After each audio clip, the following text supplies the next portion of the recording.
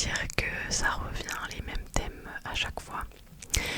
Là, j'ai décidé un petit peu de changer ce que j'allais faire dans le mois.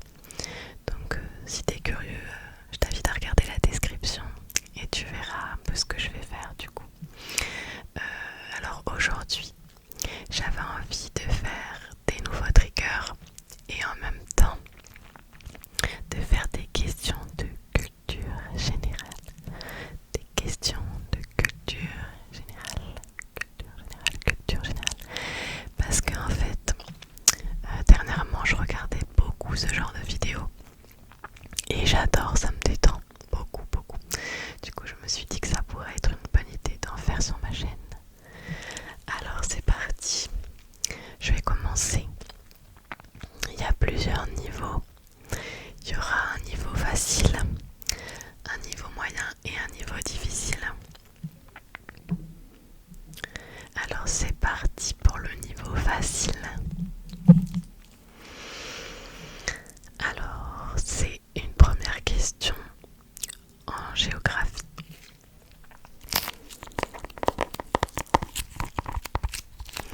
Quel pays a pour capitale Copenhague?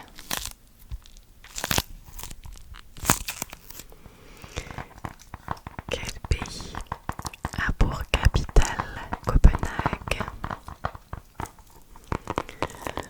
Le sais-tu?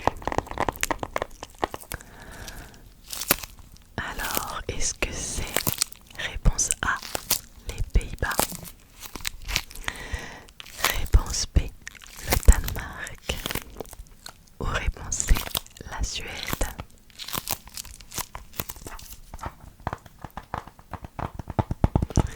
Copenhague, Copenhague, Copenhague, Copenhague, Copenhague, Copenhague, Copenhague.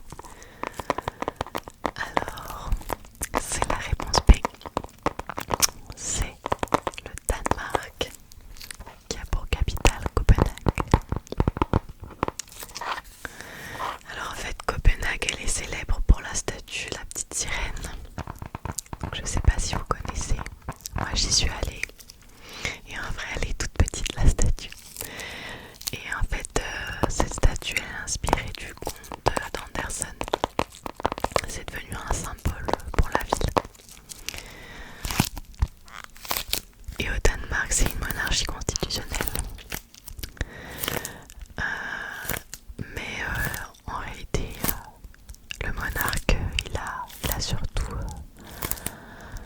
un rôle un peu cérémoniel. En fait, le gouvernement va plutôt être dirigé par le Premier ministre. Voilà. Alors maintenant, une question en art.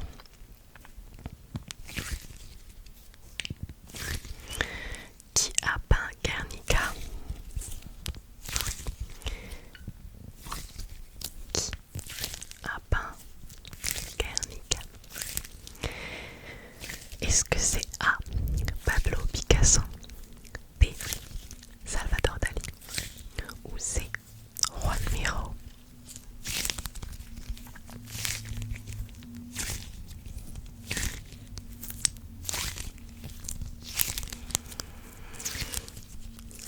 La réponse est A, Pablo Picasso bien sûr.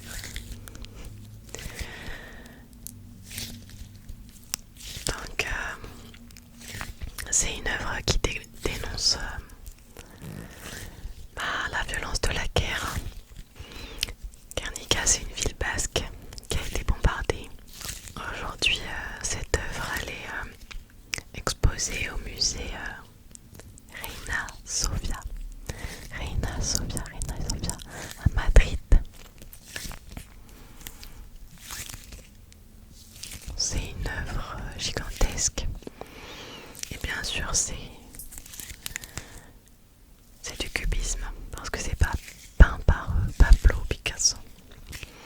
Et la particularité du cubisme, c'est que c'est peint pour représenter plusieurs angles de vue en fait. Donc c'est pour ça que ça donne une impression géométriques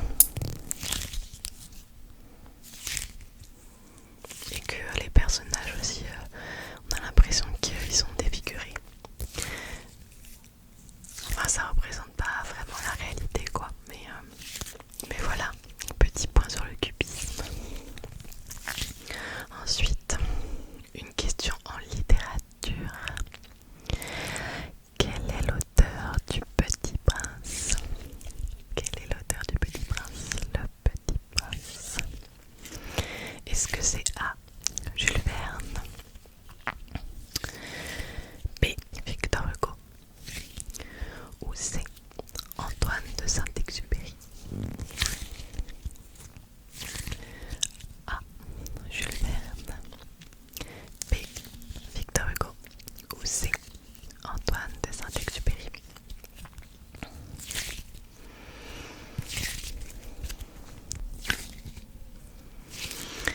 Eh bien, c'est Antoine de Saint-Exupéry. Il a été publié en 1943 et c'est censé être un conte pour enfants à la base, mais ça parle bien sûr de philosophie, donc c'est un peu aussi pour les adultes, bien sûr. Ça parle de solitude, d'amitié, de responsabilité. Et en fait, Antoine de Saint-Exupéry à la base c'est un aviateur. Et donc à travers ce livre, il a exprimé sa vision humaniste des choses. Il a fait beaucoup de voyages évidemment, donc ça aide. C'est un des livres les plus traduits au monde.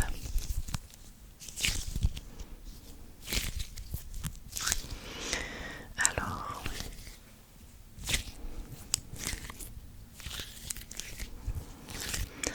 maintenant une petite question en sciences, et plus exactement en astronomie.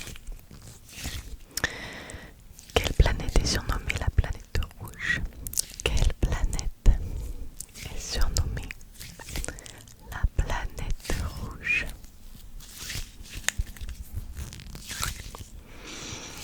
Est-ce que c'est A, Vénus, B, Mercure,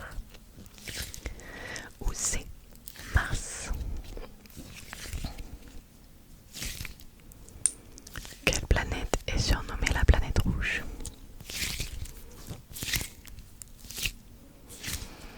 Eh bien c'est Mars. Elle a une surface riche en oxyde de fer et du coup c'est ce qui lui donne cette petite teinte rougeâtre.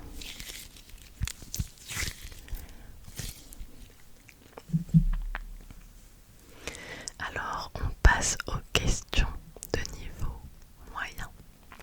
Alors c'est une question en histoire. Quel événement est généralement considéré comme le déclencheur de la Première Guerre mondiale? Est-ce que c'est A, le naufrage du Titanic, B, l'assassinat de l'archiduc François Ferdinand à Sarajevo, ou C, la révolution russe?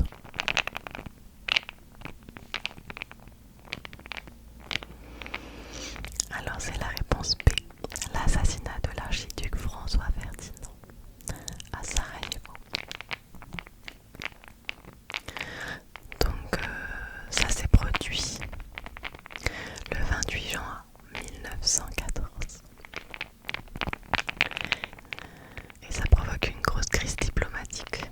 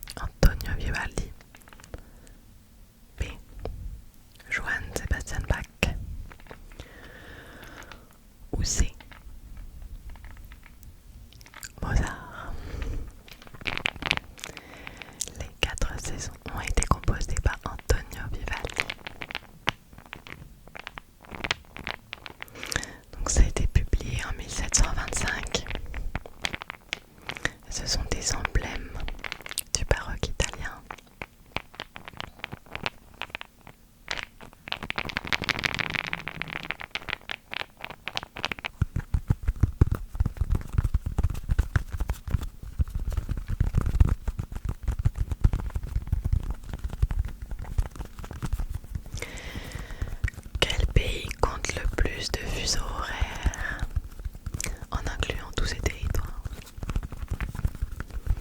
Quel pays compte le plus de fuseaux horaires? Est-ce que c'est la Russie? Petit A. Petit B, la France. Ou petit C, les États-Unis?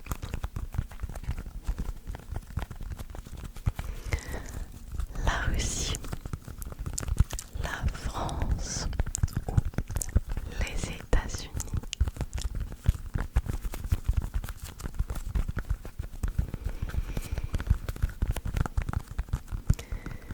Donc en comptant l'outre-mer, c'est-à-dire la Polynésie, les Antilles, la Guyane, l'océan Indien, le Pacifique Sud, c'est la France qui s'étend sur 12 à 13 fuseaux horaires. La Russie, elle couvre 11 fuseaux. Et les États-Unis atteignent 11 aussi en intégrant l'Alaska, Hawaï et les autres territoires.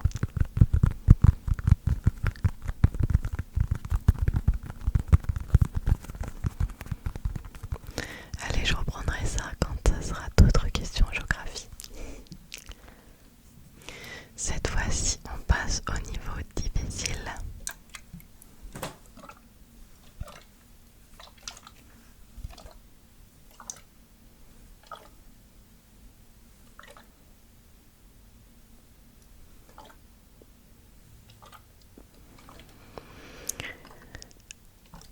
Une question encore en histoire.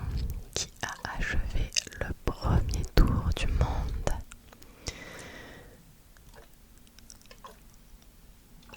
De 1519 à 1522.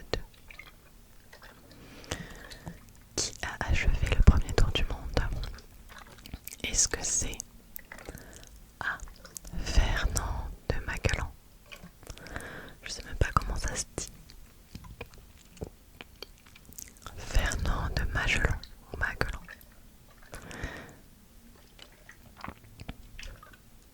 B.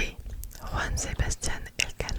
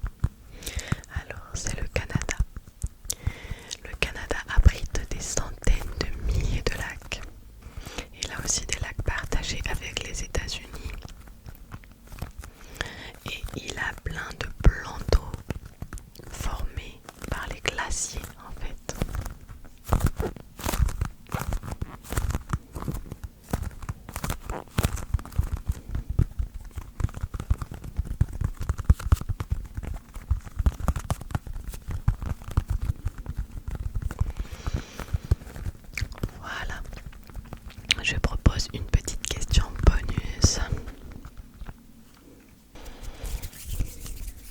Donc cette question bonus, je dirais que je la qualifierais entre niveau facile et niveau moyen.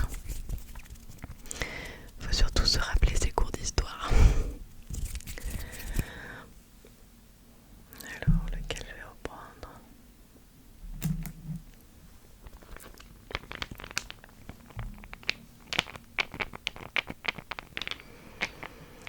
Alors, qui fut le premier président de la 5e République française?